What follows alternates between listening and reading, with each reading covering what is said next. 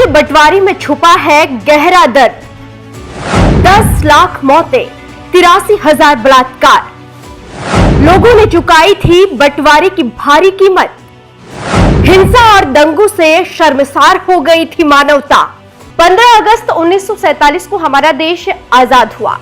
आज आजादी के 78 साल गुजर चुके हैं।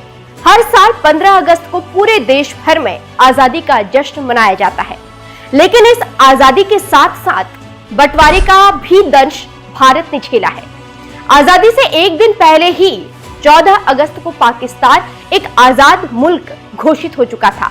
एक देश में अब 2 सरहदों की लकीरें खींची जा चुकी थीं और फिर दोनों तरफ सांप्रदायिकता का तांडव शुरू हो चुका था।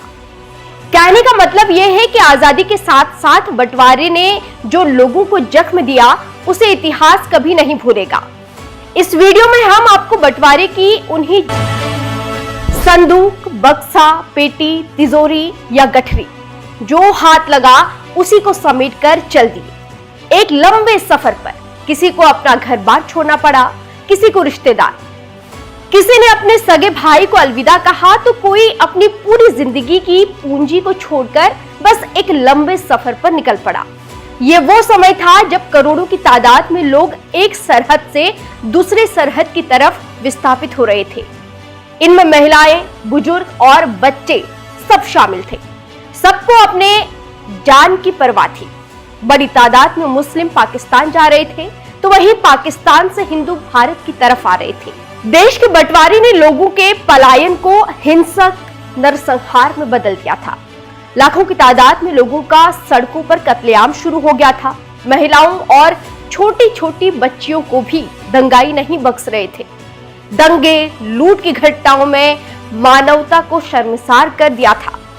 मीडिया की रिपोर्ट्स के मुताबिक बंटवारे के बाद पैदा हुए सांप्रदायिक दंगों में दोनों तरफ के 10 लाख से भी ज्यादा लोगों की जान गई और लगभग 83,000 महिलाओं के साथ बलात्कार किया, जिसमें छोटी छोटी बच्चियां भी शामिल थी।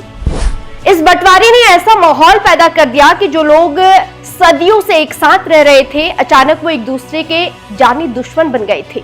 बंटवारे पर शहादत हसन मंटो की लिखी हुई कई कहानियां हैं, जिसे पढ़कर आप उस दौर के हालात का अंदाजा लगा सकते हैं।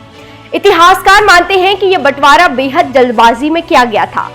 ब्रिटिश हुकूमत ने बंटवारे की जिम्मेदारी अंतिम गवर्नर लॉर्ड माउंटबेटन को सौंपी थी और माउंटबेटन किसी भी तरह जल्द से जल्द दोनों देशों के बीच लकीर खींचना चाहता था। हैरानी की बात तो यह है कि इस बंटवारे की लकीर खींचने का काम सिरिल रेडक्लिफ, एक ऐसे अंग्रेज अफसर को दिया गया था जो कुछ ही हफ्ते पहले भारत आया था। उसे भारत के इतिहास और भूगोल के बारे में कुछ नहीं पता था और उसने बिना सोचे समझे दोनों देश के बीच एक लकीर खींच दी।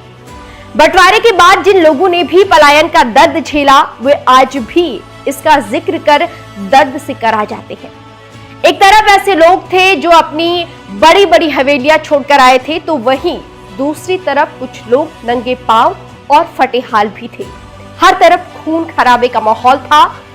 तो ये देश की आजादी में छिपा लोगों के दर्द की दास्तान है, जिसे अंग्रेजों ने दिया है और अक्सर युवा इस बात को नहीं जानते।